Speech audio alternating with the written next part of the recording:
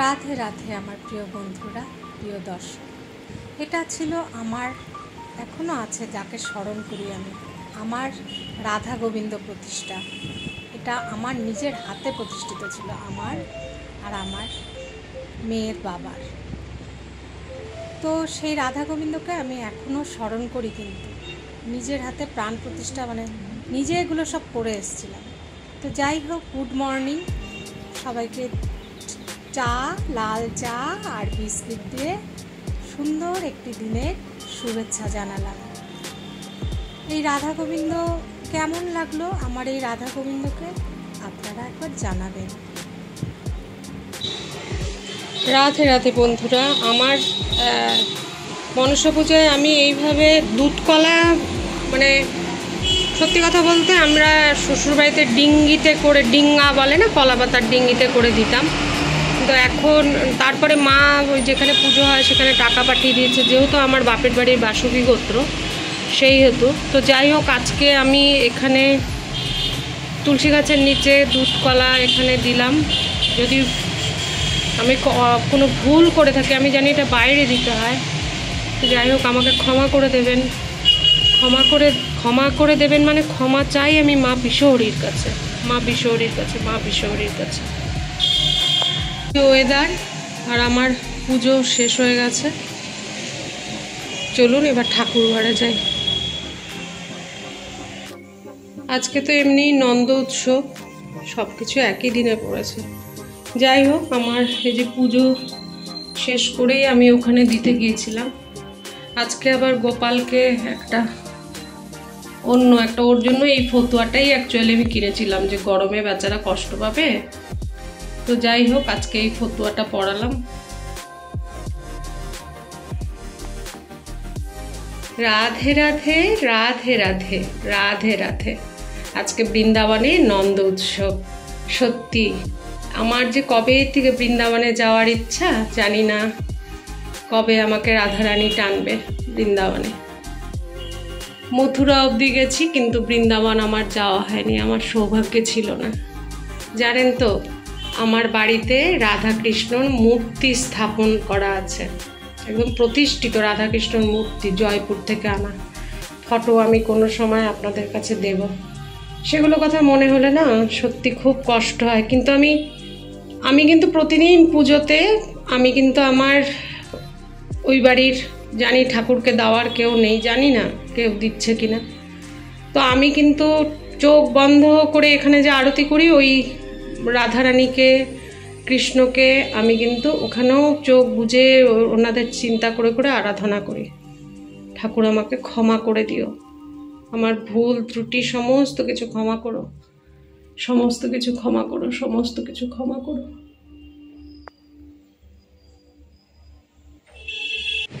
সন্ধে লাগার আগে বেরোলাম যে একটু মার জন্য নাইটি কিনবো ভেবে।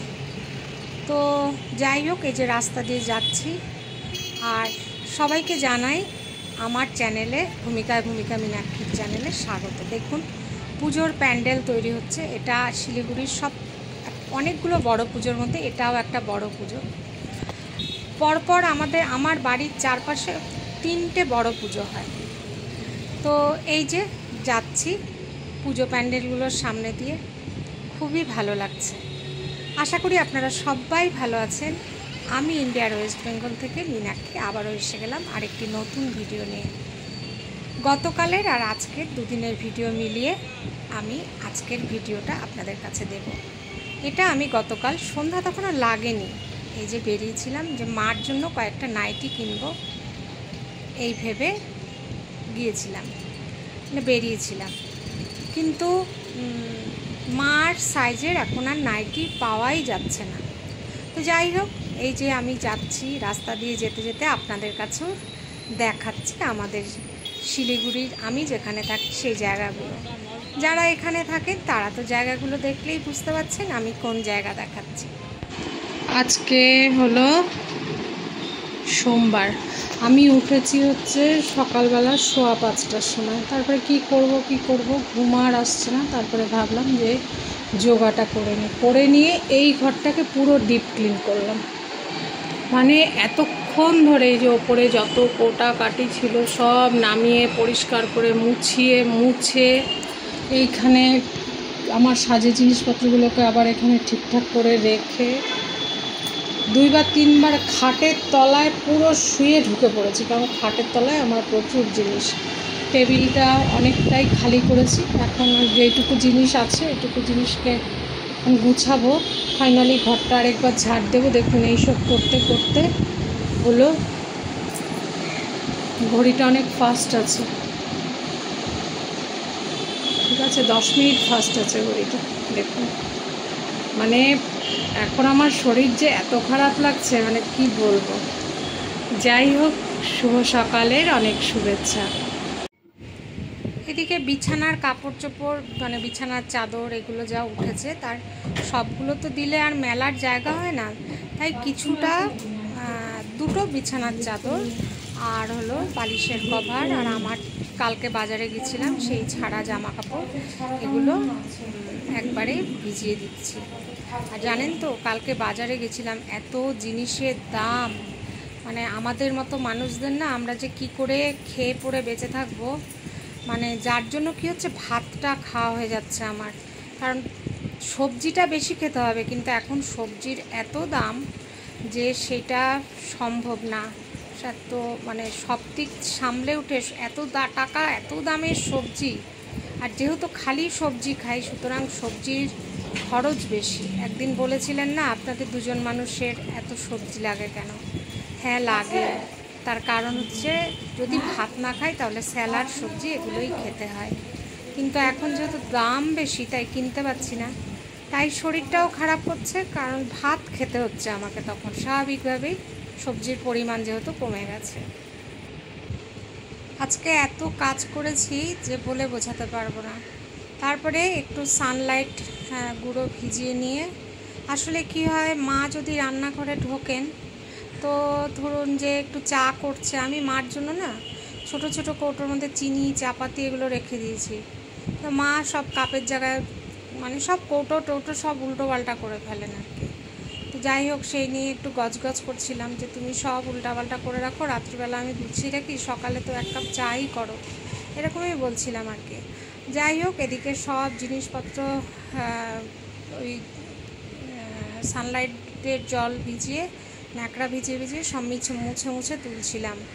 আর হচ্ছে যেগুলো খালি কৌটো বেরিয়েছে সেগুলো আবার ভিজিয়ে রেখেছি, হ্যাঁ, তো সেগুলো ধুয়ে নেব।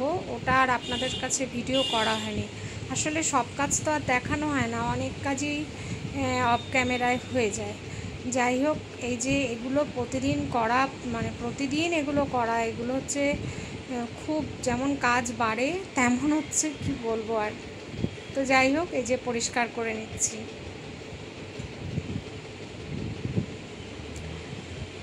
যেটা দেখাচ্ছিলাম মা মনসার দুধ কলাটা আমি বারান্দায় তুলে এখানে ব্যালকানিতে দিয়েছিলাম, তারপরে দুপুরবেলা কিছুতেই মন মানছে না, তারপরে অন্য একটা পাত্রে ঢেলে সেটাকে একদম শুদ্ধ জায়গায় নিচে দিয়ে এসেছি, যে কেউ না খাক অন্তত দুধটা যদি অন্য কোনো প্রাণী এসেও খায়, হ্যাঁ, সাপ তো আর দুধ খায় না, এটা তো দুধ কলা খায় না, এটা আমরা জানি, তবু আমাদের একটা বিশ্বাস যে সাপ মনসা পূজায় দুধ কলা দিতে লাগে।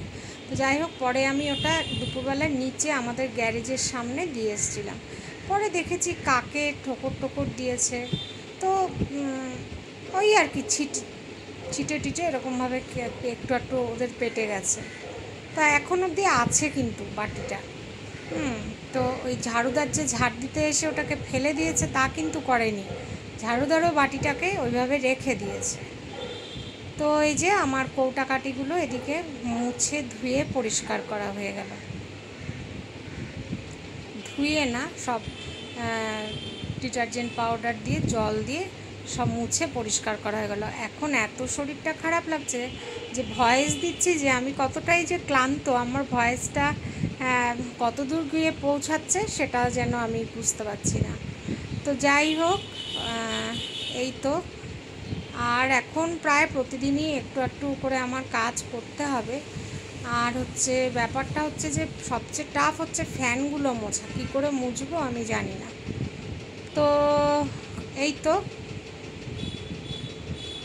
এখানে ভাত বসাতাম, আর এখানে আমি দেখুন ডালের মধ্যে আমি কিন্তু একটা যেহেতু সিটি মারি, ডালের মধ্যে কুমড়ো দিলাম আর হচ্ছে 4টে ডিম একবারে দিয়ে দিয়েছি, আর অল্প লবণ দিলাম একটুখানি। এবার সর্ষের তেল সামান্য একটু দেব, দিয়ে প্রেশারটা অফ করে দেবো। মানে আমি ডিমটাও একবারে এতে কিন্তু ডিমটা ভালো করে ধুয়ে নিয়েছি, যেমন ভাতে ডিম সেদ্ধ দেয় এরকমই, তাড়াতাড়িও হয়ে যায়, সময়ও কম লাগে, ডালটাও ভালোই হয়, ফেটে ফুটে যায় না কিন্তু ডিম।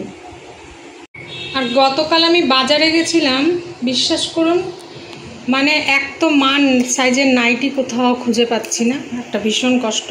সবজির এত দাম, কিচ্ছু কিনতে পারিনি, খালি এই যে কুমড়োটা নিয়ে এসেছি, তার থেকে অর্ধেক কুমড়ো এখন সিদ্ধ দিলাম। আর এই ভীষণ ক্লান্ত লাগছে, ভীষণ। এখনও ঘর মুছতে হবে, ডাস্টিং হয়ে গেছে সেই ভোরবেলা থেকে, ঘর মুছতে হবে, তাও মাত্র একটা ঘর, ভাবুন। তা যাই হোক, শ্যাম্পু করবো, মাকে শ্যাম্পু করিয়ে আসলাম এই ফাঁকে, মাকে শ্যাম্পু ট্যাম্পু করে পরিষ্কার করে আসলাম, এখনও বাথরুমে আছে, জামা কাপড় পরছে। আর কালকে সারা বাজার খুঁজে আমি মার নাইটি পাইনি, কত যে দোকান ঘুরেছি, নাইটি পাইনি। মা এখন আসলে সাইজে ছোট হয়ে যাচ্ছে না, আর কিছুতেই পাচ্ছি না। তো মেয়ে বললো মা বানিয়ে নাও, দেখি এখন কি করি। আজকে পারবো না বেরোতে, আজকে শরীরটা খুব পরিশ্রম। তো আবার এদিকে এত গরম আমাদের এখানে, দেখুন আমি সব পর্দা টেনে টেনে যে রেখেছি, মানে এত গরম না, মানে চিন্তা করা যায় না। এই যে এতগুলো জামা কাপড় এখন ধোয়া হয়েছে, এখনও কিছু ওয়াশিং মেশিনে আছে, বের হয়নি, সেগুলো সমস্ত মেলতে হবে।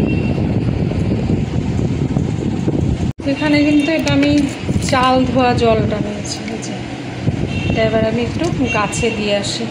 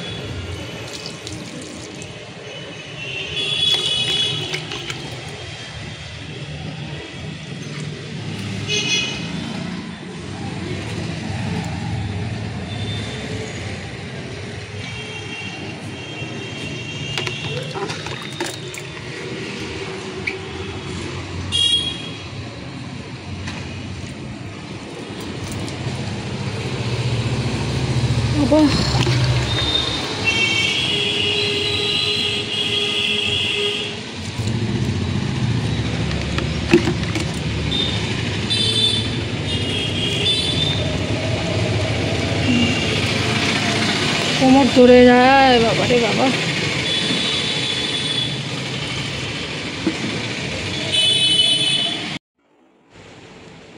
এদিকে মোটামুটি কাজ প্রায় শেষের দিকে।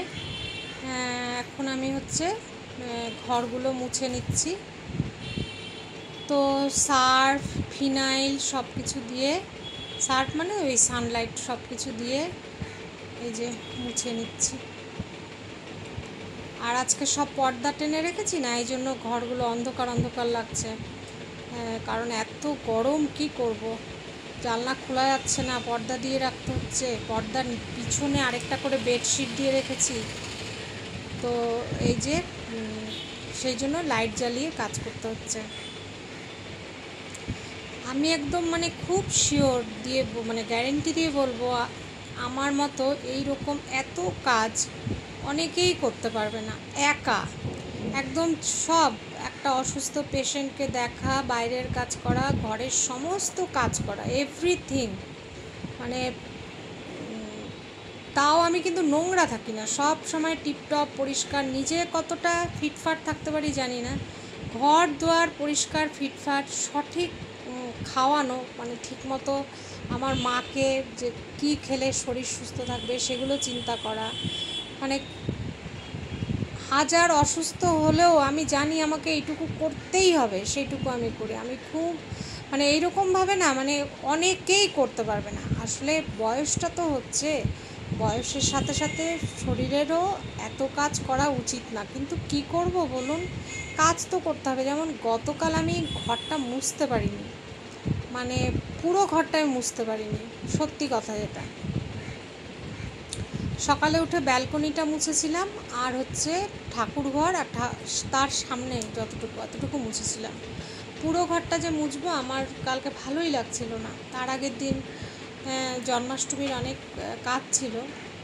হয়তো বলবেন যে তুমি তো কিছু বানাওনি, কিন্তু একা একা সমস্ত কিছু করতে না খুবই কষ্ট হয়। তো যাই হোক, সেটা যারা একা থাকেন তারা জানেন যে কতটাই কষ্ট হয়। তো হচ্ছে এই যে এখন ভয়েসটা দিয়ে এক্সপোর্ট করে আমি এবার একটু শেক দেব।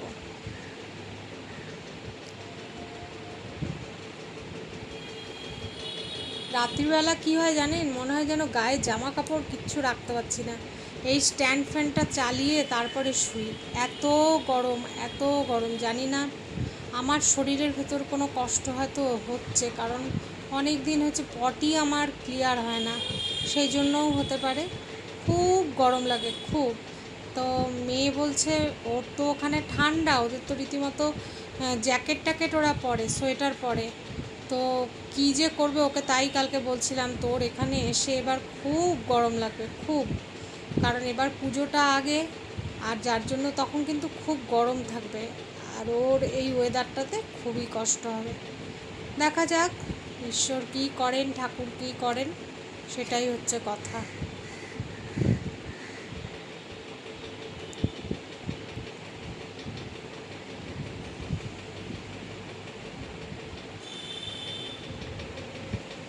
এইটুকুই যে মুছেছি তা না, কিন্তু মার ঘর মুছে তারপরে আমি বেরিয়ে এদিকটা মুছে এইটুকু ভিডিও করলাম।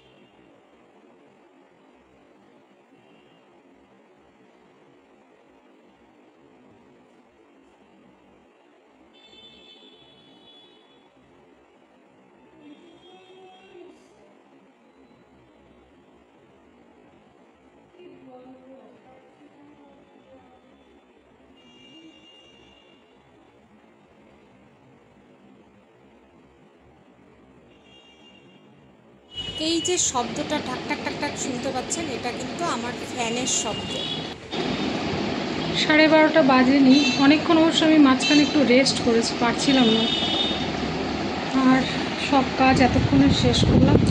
এই রোদ্রুটা একটু কমলো, তাই একটু পর্দাটা সরালাম। দেখা যাক যদি হাওয়া টাওয়া থাকে। আর এদিকে তো আজকে প্রচুর কাছাকাছি করেইছি, এগুলো আছে, যেখানে একটু একটু হাওয়া হচ্ছে, দেখা যাক। শরীরটা খুব খারাপ হয়ে গেল এত কাজ করতে করতে। দুখানা বিছানার চাদর দিয়েছি, এই আরেকটা এখানে দরজার উপর দিয়ে রেখেছি, দেখা যাক পরে পাল্টাবো। ঘর দুয়ার তো পরিষ্কারই। মা কি করো?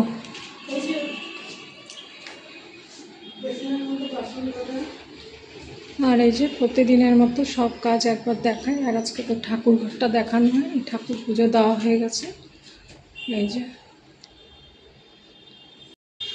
ঘর দুয়ার একদম ঝাঁকাঝাঁক, পরিষ্কার পরিচ্ছন্ন ঘর দুয়ার থাকলে না আমার মনটা যে কত শান্তি লাগে। হ্যাঁ, কষ্ট হয় ঠিকই, কিন্তু পরিষ্কার পরিচ্ছন্ন থাকলে সত্যি মনটা খুব ভালো লাগে। কবে যে মেয়েটা আসবে?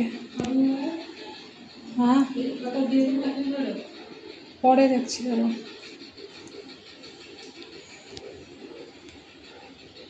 গোপালবাবু তো রাত্রেও এখানে থাকে, এখন পুজো হয়ে গেছে, আবার এখানে দিয়ে গেলাম, কারণ ফ্যানটা চালিয়ে দিই। কারণ হচ্ছে যে এত গরম না, ওর কষ্ট হয়, তাই ওকে এখানে দিয়ে যাই। জল দিয়ে দিয়েছি সামনে, যে ফ্যান চলছে, ফ্যান চালিয়ে দিয়েছি। বন্ধুরা, ভিডিও যদি ভালো লেগে থাকে প্লিজ লাইক করবেন, কমেন্ট করবেন, যারা সাবস্ক্রাইব করেননি তারা সাবস্ক্রাইব করবেন। সবার জন্য রইল ভালোবাসা, আর পাশে থাকা বেল আইকনটা ক্লিক করে দেবেন, যাতে আপনাদের কাছে সবার আগে নোটিফিকেশান চলে যায়। আজকে ভিডিওটা কী হলো বলতে পারবো না, যেদিন বেশি কাজ করি সেদিন আর আমি না ভিডিও করতে পারি না, এটাই হচ্ছে বড় কথা। কেউ ধরে থাকলে হয়, নইলে হয় না। আর খুব গরম লাগছে, ফ্যানটা ঢ্যাক ঢ্যাক ঢ্যাক ঢ্যাক ঢ্যাক ঢ্যাক করে আওয়াজ করছে। চোখে মুখের অবস্থা দেখি। স্নান করে আসলাম, শ্যাম্পু ট্যাম্পু করে দিয়ে পুজো দিলাম। ঠিক আছে বন্ধুরা, ভালো থাকবেন সবাই, রাখছি, টাটা।